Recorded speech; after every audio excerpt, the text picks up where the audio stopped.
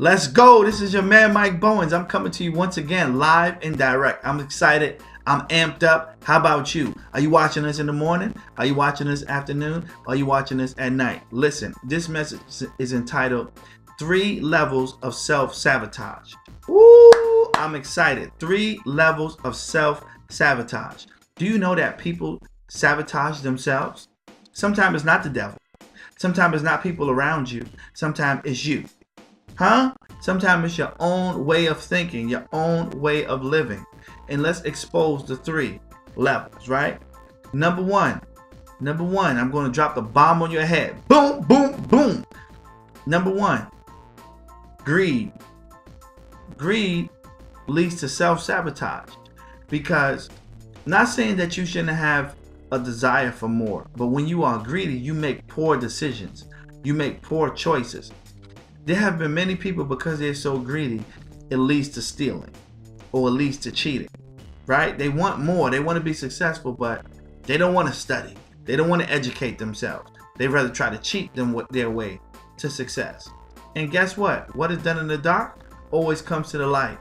So by you having a greedy spirit, a greedy mindset, you want to take from others, right? You want to steal, right? I remember being in a dorm room in high school, and there was a gentleman there. He was going through everybody's dorm rooms when they wasn't there and stealing their items, because he wanted it so bad. He couldn't wait. He couldn't figure out a way to start a business or get a little side job to earn some extra income so he can get those things that he wanted. No, he had to feel like he had to take it from others because he was so greedy. He didn't know that he was sabotaging his own life, because of whatever you sow, you shall reap. So what happened was, he ended up getting caught and getting kicked out of the school, right, which he was on scholarship for, because he couldn't wait. He couldn't wait to fulfill those desires, and he did it in an improper way. He started stealing from the people whose parents bought them those things, or those people who worked for those items, the clothes, the laptops, the radios, the CDs, right? He couldn't wait. Cash that was available. He lived for momentary pleasure for a long-term record on his report. So everywhere he went, this follows him. You know, thief. He stole items and things of that nature from college preparatory school. It follows him everywhere he goes, because guess what? The greed inside of him was overtaking him. There have been people who allowed their greed to overtake them, and they sold drugs to hurt others so that they can have momentary gain, so they can have money, right? And guess what? They end up in prison or dead, right? So how did it profit them? For a momentary lapse, just because you got to have it right now. That's self-sabotage, right? Or right, going to school and you don't want to study, you don't want to stay up at night, you don't want to read the books, you still want to have your cake and eat it too. So when it came time to take the test, now you want to cheat off of other people. And guess what? How many people have you seen cheat off of other people and get caught, right? Because they didn't study, they didn't take the time out, they didn't self-sacrifice. Now they got caught cheating, and now they failed the test. Automatically failed the test, or they go to detention. Because guess what? They don't want to take the time to sacrifice. Or if they did not get caught when they was cheating on somebody's test, now they get out to the real world and they have to perform the task that they said they could do on the test that they previously took. And they don't know how to do it because they cheated. So you can't cheat life, because life is going to come back around and punch you in the face, because it's not going to allow you to cut corners. It's not going to allow you to say, oh yeah, we're going to give you a break on this because you say you know how to do this, but obviously you didn't know how to do this, right? That's self-sabotage. Do not sabotage yourself. Put in the work, put in the effort, put in the hustle, right, that you need to do in this life so you can be where God wants you to be, right? Don't be a person who's so greedy and you're not willing to put in the work. You're not willing to self-sacrifice, right? So you can get from where you are to where you want to be. Greed, right? That's why some people have poor credit, because they'll get a credit card and they'll go buy red bottoms. They'll go buy all these type of luxury clothes, knowing they don't have the money, but they want it so bad because they see other people with it. They feel like, I need this. I gotta have this. So that because they have poor self-esteem, They feel like, hey, I gotta have these red bottoms. Hey, I gotta have these shoes. I gotta have this pocketbook. I gotta have this Louis Vuitton. I gotta have this Gucci, right? I gotta have this car. Knowing that they can't afford it. But because greed overtakes them so much, they don't have sound thinking.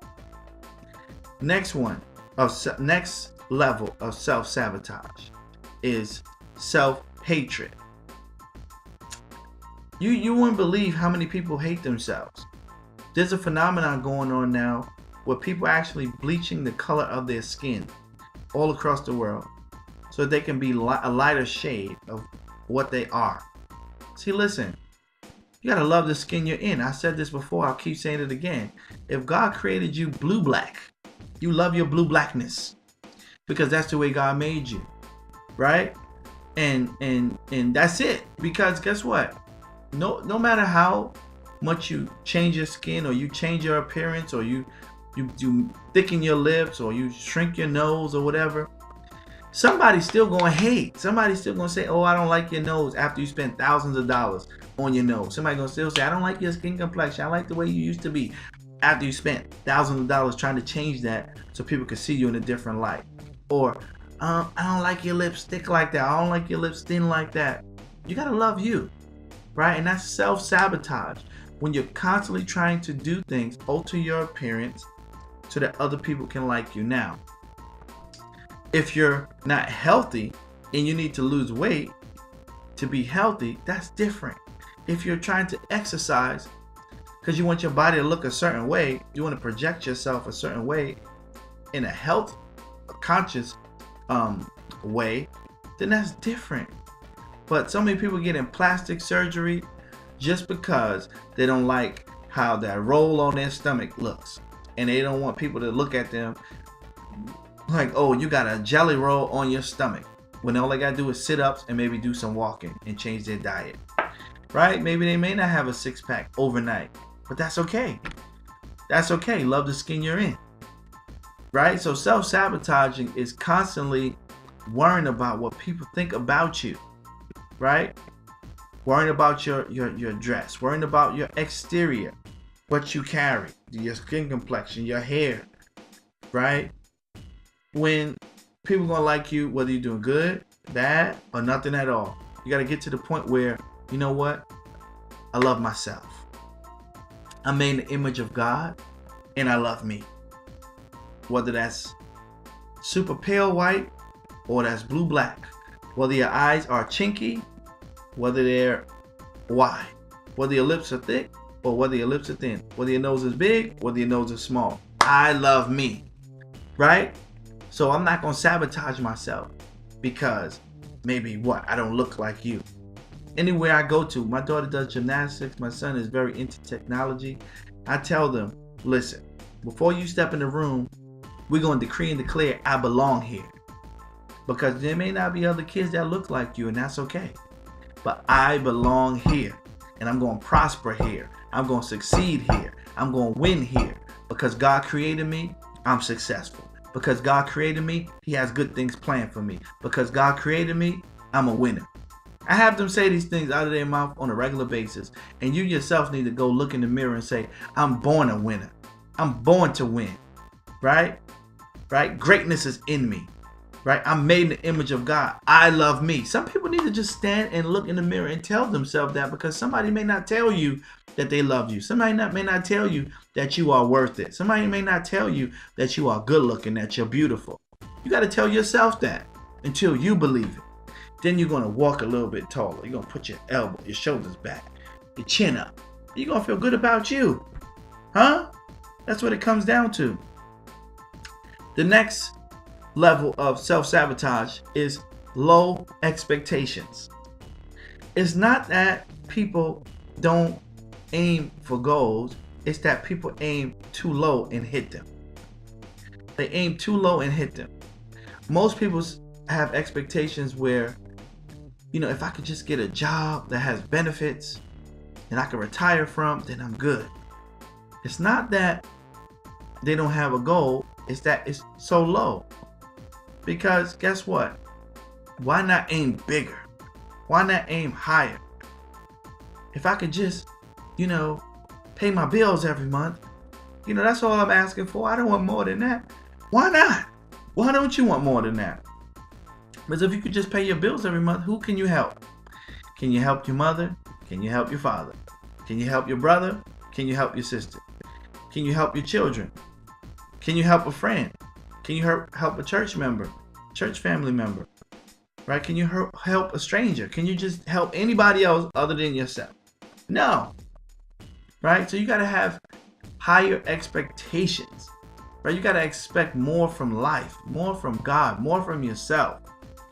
Right? And oftentimes we base our expectations based on what we can see around us. You compare yourself to your neighbors. Right? Oh, they don't have much, so hey, it don't matter. We all in the same boat. Everybody's struggling. Everybody living the same way. No, everybody's not living the same way. Everybody's not living the same way because not everybody wants the same thing out of life. Some people walk slow when they walk because they ain't got nowhere to go, and some people's walking fast because they're hustling. They got somewhere to go. Some people can't stay on the phone and talk for hours and hours and hours because somebody else can only talk for a few minutes because they are grinding. They are busy. They have vision. They got expectation. They're working on something. They're trying to get somewhere. They want to become someone. And you can't hang around people who have low expectations and you expect for your expectations to rise higher than the people that you surround yourself with. It does not work that way. And if you study history, oftentimes the people who succeed, if they stay around those who have not succeeded, it causes a lot of problems, and some people even lose their life staying around the people who have low expectations and don't want more out of life. I remember one time I was around a person said, I just want unemployment, I just want Social Security check, and I'm good. I don't want nothing more than that. I said, oh my gosh, I gotta remove myself from this room. It just hit me like a bolt of lightning. I was like, what? Like, deliverance, Jesus, give me deliverance. I got to get away from these people because how can you live over just $750 a month and be happy with that? No, I can't. I'm sorry. I'll be content if that's what I have at the moment while I'm working towards something better, but I'm just not going to just stay there and just accept that for my life when God has so much bigger and so much greater things that he wants to do in me and through me. Listen, the gifts and talents that God has inside of you is greater than $750 a month. The gifts and talents that God put inside you is greater than your current state of living. Even if you find yourself at a successful level right now, there's greater in you. You can do more. You can be more. You can achieve more. And when you lower your expectations, guess what? You lower your output. You lower your dreams. You lower what can be. You lower the possibilities. And I want to challenge you to live in a state of possibility. Live in a state of things can get better. Live in a state of your relationships can get better.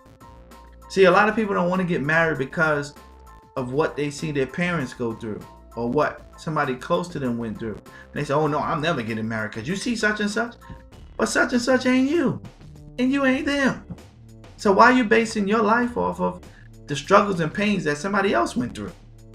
Right? You got to gear your life to how you see, to the way the word of God says it about you. Okay? So I'm not going to base my life off of somebody else. I'm not going to do it. I'm going to base it off the word and what God says I can have, what God says I can be, and what God says I can do. I pray this message inspire you so that you won't self-sabotage yourself and that you will live the life that God created you to live. Until next time, this is your man Mike Bowens, and I'm signing off saying, be blessed.